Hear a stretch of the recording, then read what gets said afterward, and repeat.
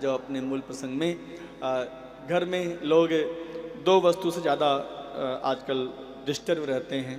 शादी के 10-20 साल के बाद थोड़ी परिवार में थोड़ा क्लेश हो जाता है, पति पत्नी में, पिता पुत्र में आपसी सामंजस्य नहीं बनता है।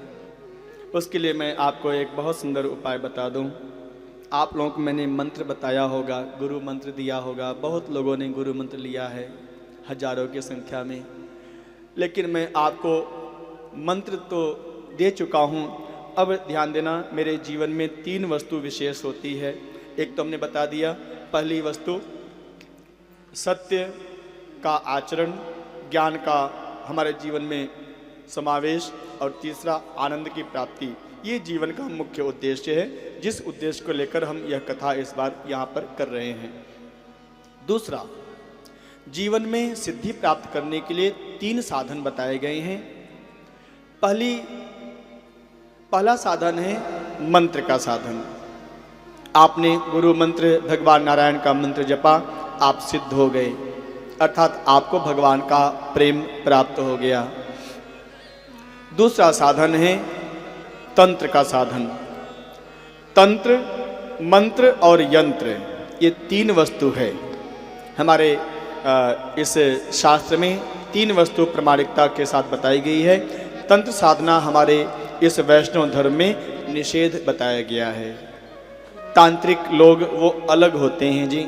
हमारे वैष्णव धर्म में तंत्र विद्या को विशेष महत्व नहीं दिया गया है। दूसरा है मंत्र, जो आपको अपनी गुरु परंपरा से प्राप्त मंत्र प्रदान किया गया है, उसको कहते हैं मंत्र। भगवान राम कृष्ण नारायण जी का मंत्र। और तीसरा है यंत्र। यंत्र किसे कहते हैं मालूम है? जैसे मान लो आप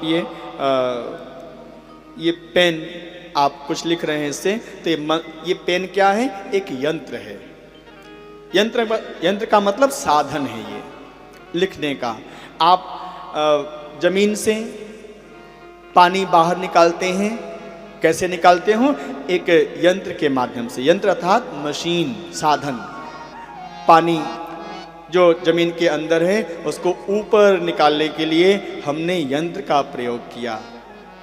थोड़ा उसमें लाइट दे दिया, कनेक्शन दे दिया, और वो यंत्र पानी को नीचे से ऊपर ला दिया।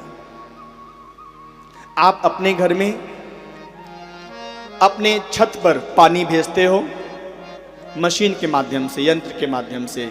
फिर हम उसका उपयोग करते हैं अपने अपने साधन के अनुसार। किचन में अलग, वॉशरूम में अलग, पीने के लिए अलग अलग अलग। उसी तरह से तीसरा जो सिद्धि प्राप्त करने का बहुत सुंदर साधन है, उसको कहते हैं यंत्र।